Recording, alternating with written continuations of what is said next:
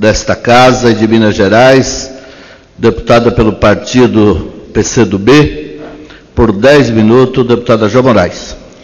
Senhor presidente, caros deputados, senhoras deputadas, nós vivemos em nosso país tempos muito duros, muito difíceis.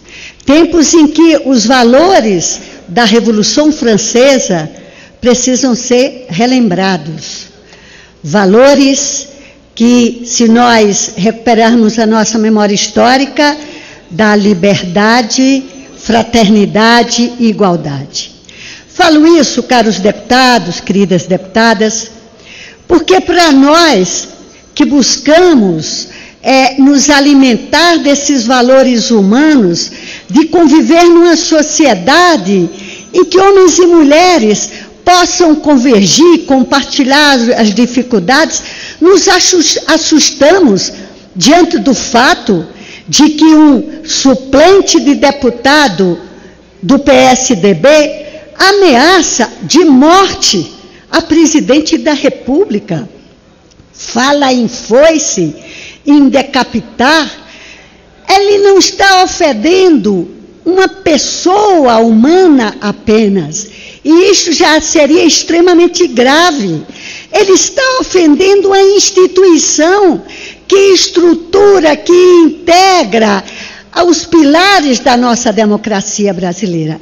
Às vezes as pessoas acham, olha, é uma pessoa que não tem noção, que não tem limites. Isto não pode ser compartilhado ou tolerado desta forma, porque mesmo depois de inquirido, ele ainda repetiu, demonstrando o clima de intolerância, de preconceito que predomina no nosso país, que está sendo alimentado no nosso país. Nenhuma divergência política, nenhuma diferença partidária justifica qualquer tipo de ameaça que este cidadão fez a uma instituição que é a Presidência da República e a uma pessoa humana que é a pessoa de Dilma Rousseff. Me refiro a isto, porque nós estamos e compartilhamos de um movimento em Minas Gerais que precisa ser difundido. E são os movimentos positivos que são pedagógicos para a construção de um novo tempo entre nós. O Ministério Público, tendo à frente a Procuradora de Justiça Nívia, doutora Nívia, lançou uma campanha em Minas Gerais que nós deveremos dar muito valor. Foi a campanha Que Diferença Faz? E ele respondia na campanha, o seu respeito faz toda a diferença.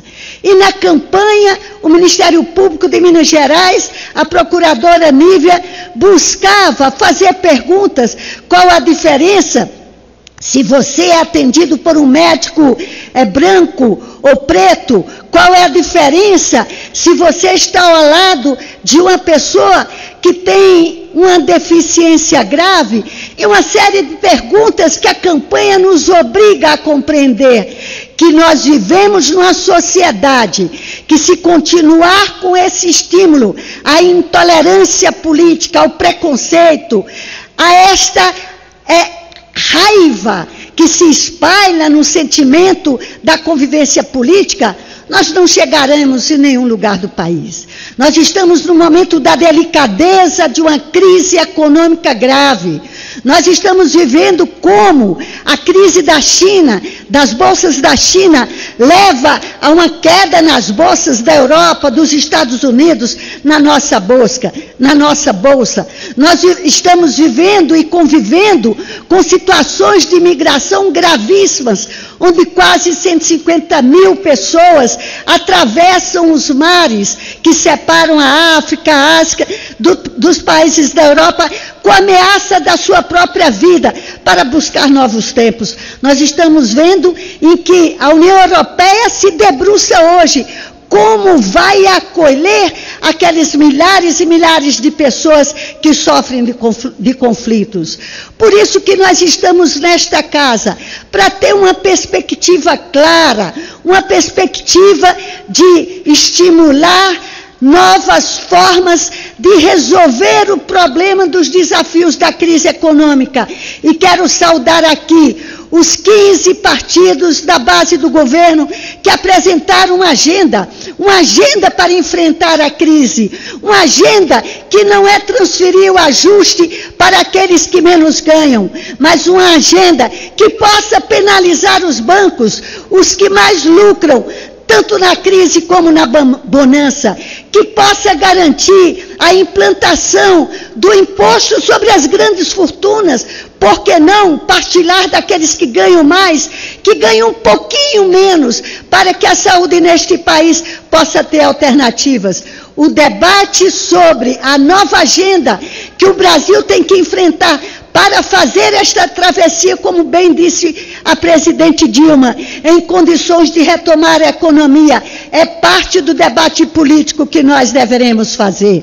Nós vamos lançar, neste dia 5 de setembro, em Belo Horizonte, capital de Minas Gerais, a Frente Brasil Popular, estruturada pelas principais lideranças políticas deste país, que construíram essa travessia democrática, que levaram a um novo patamar das conquistas sociais de uma parcela significativa do povo brasileiro, mas que enfrenta nesse momento o desafio de encontrar alternativas, o desafio de criar perspectivas, para que nós não passemos a uma situação em que nós tenhamos que viver como a Grécia, onde lá o povo grego teve que fazer todas as concessões ao sistema financeiro mundial, ter perdas, os seus trabalhadores, os seus servidores públicos, os seus aposentados, e ao mesmo tempo